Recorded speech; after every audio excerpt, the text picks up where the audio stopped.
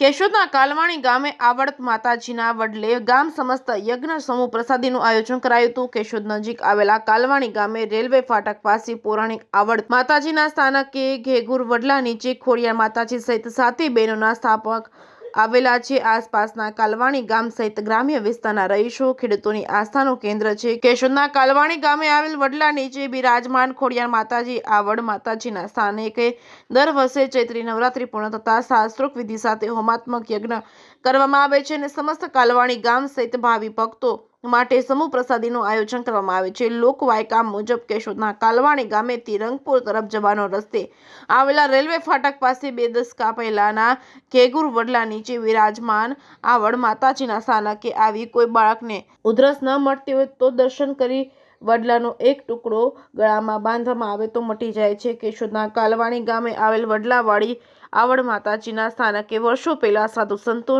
નિવાસ કરી સનાતન ધર્મનો પ્રચાર પ્રસાર કરતા હતા। કેશોદના કાલવાણી ગામના સીમાડે ઉગમણે બિરાજમાન વડલાવાળી આવડ માતાજીના સાનિધ્યમાં ઘણા પરિવારના સુરાપુરાના બેસણા આવેલા છે। પરિવારજનોનું આસ્થાનું કેન્દ્ર છે।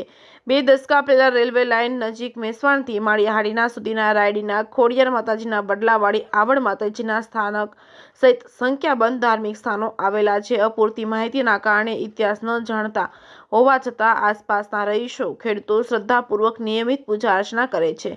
JK ન્યૂઝ ગુજરાતી સાથે રાજુ પંડ્યા, કેશોદ।